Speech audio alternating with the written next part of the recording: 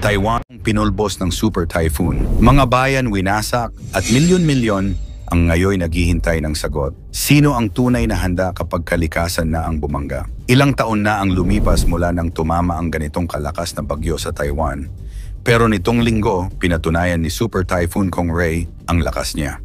Taglay ang hangin na umaabot sa 200 kilometro kada oras at bugso na kayang bumuwal ng kahit anong madaanan. Ang bagyong ito ang pinakamalakas na tumama sa silangang Taiwan sa halos 3 dekada. Ilan ang nasawi sa Super Typhoon Kongray? Gaano kalala ang nasalanta nang sabay-sabay tamaan ng Super Typhoon ang dalawang bansa? Yan ang ating aalamin.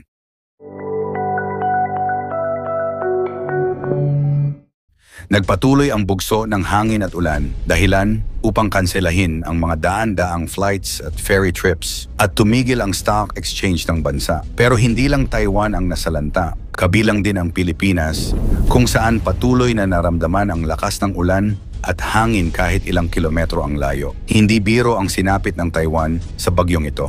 Isang babae ang nasawi matapos mabagsakan ng puno ang kanyang sasakyan at mahigit 500,000 bahay ang nawalan ng kuryente habang nagngangalit ang bagyo. Maraming residente ang nawalan ng tirahan at ang mga sumilong sa evacuation centers ay nagdusa sa kakulangan ng tubig at pagkain. Sa mga lugar na lubos na tinamaan, nagmistulang war zone ang paligid. Mga kalsadang puno ng putik, puno at poste ng kuryenteng nakabuwal at mga gusaling wasak. Dahil sa matinding pinsalang dulot ng bagyo, nag-deploy ang gobyerno ng Taiwan ng humigit kumulang 36,000 sundalo upang tumulong sa rescue operations. Sa bawat komunidad, umalingaw-ngaw ang sirena bilang babala ng panganib sa mga nananatili sa kanilang mga tahanan. Pero hindi lahat ay sumunod. May ilan na piniling manatili, umaasang maiiwasan ang pinakamalalang epekto. Ngunit sa kabila ng pagsisikap, maraming pamilyang naipit sa kanilang mga tahanan nang magsimulang magbaha at bumagsak ang mga puno sa paligid nila. Hindi pa man natatapos ang hagupit ni Bagyong Christine sa Pilipinas, patuloy pa rin ang pagtaas ng bilang ng mga biktima nang sagupain din ito ni Super Typhoon Kongray o tinatawag na Bagyong Leon. Ayon sa pinakahuling ulat ng National Disaster Risk Reduction and Management Council, NDRRMC, umabot na sa 145 ang nasawi sa iba't ibang bahagi ng bansa. Apektado ang lahat mula sa mga kalalakihan hanggang sa kababaihan. May 76 na lalaki at 45 na babae ang naitalang nasawi. At ang iba'y hindi pa rin matukoy. Bukod sa mga nasawi, nakalista rin ang 115 na sugatan at 37 na nawawala sa kasalukuyan.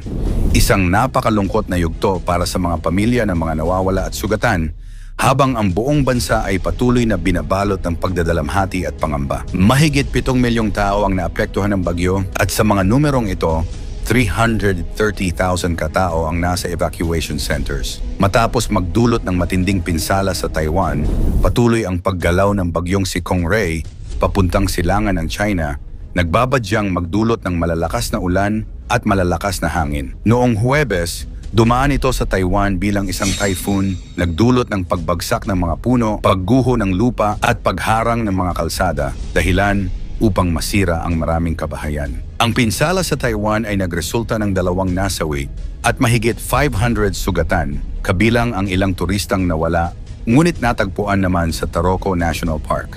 Ngayon, matapos humina at maging tropical storm, si Kongray ay nagbabanta sa mga bayan ng Zhejiang, Jiangsu, naging sa Shanghai sa silangan ng China. Sa ulat ng National Meteorological Center ng China, inaasahan na si Kongray ay magdadala ng hanggang 12 sentimetro ng ulan sa ilang lugar ng Zhejiang at Shanghai, dahilan upang isuspinde ang ilang mga serbisyo ng ferry at maghanda ang mga autoridad sa posibleng pagbaha at landslide.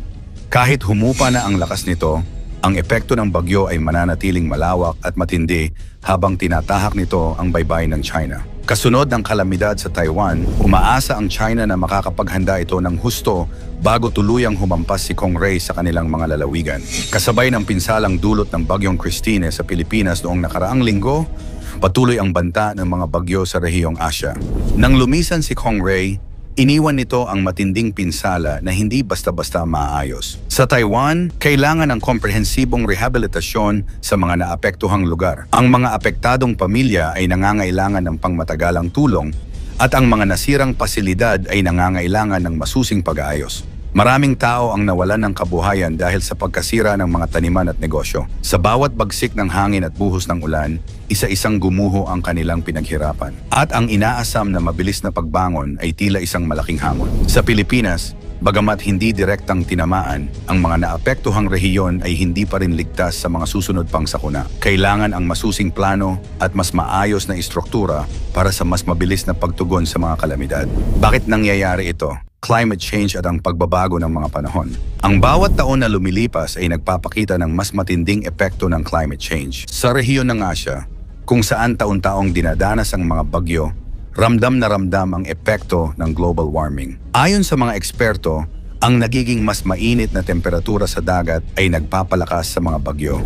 Ang init ng tubig sa karagatan ay nagbibigay ng enerhiya sa mga bagyo gaya ni Kongray, dahilan upang mas tumindi at mas magtagal ang pag-ulan at hangin. Malaki ang kontribusyon ng China at Estados Unidos, dalawang bansa na nangunguna sa paglabas ng greenhouse gases sa pagkasira ng kalikasan at pagbabago ng klima.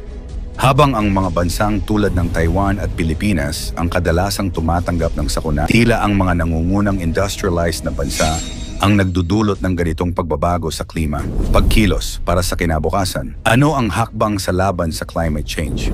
Hindi biro ang naging epekto ng Super Typhoon Kongray at isang matinding paalala ang iniwan nito sa Taiwan at Pilipinas na kailangan ng malalim na pagbabago. Hindi lamang ito usapin ng pagkakaroon ng mga malalaking evacuation centers o pagbili ng modernong kakagamitan para sa rescue. Kinakailangan ng matinding pagtutok sa climate action. Ang Paris Agreement at iba pang pandaigdigang kasunduan ay nananatiling mahalagang hakbang sa pagbabawas ng global carbon emissions.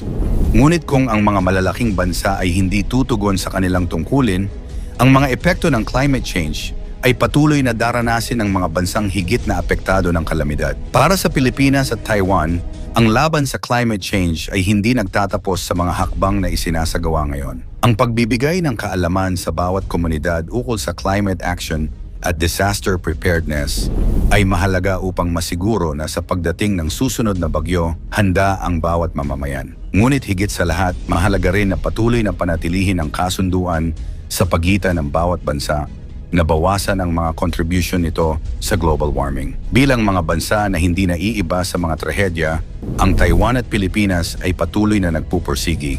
Ang mga komunidad ay nagtutulungan upang maibangon ang mga nasira. Ang bawat isa ay may kani-kaniyang papel upang mapagaan ang bigat ng pagbangon. Ngunit sa bawat pagsubok, ang laban sa mga sakuna ay tila walang katapusan. Hanggat ang pagbabago ng klima ay patuloy, hindi matitigil ang mga bagyo at hindi titigil ang mga Pilipino at Taiwanese na lumaban para sa mas ligtas na kinabukasan. Hindi pa tapos ang laban. Ang hinaharap ay puno ng mga sakripisyo at pagtutulungan. Ngunit sa bawat hamon, nananatiling matatag ang loob ng bawat isa sa Taiwan at Pilipinas na sa kabila ng bagyo at sakuna, darating ang panahon ng pag-ahon at pagbabago. Sa sunod-sunod na bagyong tumatama sa atin at sa ibang bansa, bakit tila palala ng palala ang epekto nito? Ikomento mo naman ang iyong palagay. Huwag kalimutang i-like at i-share. Maraming salamat at God bless.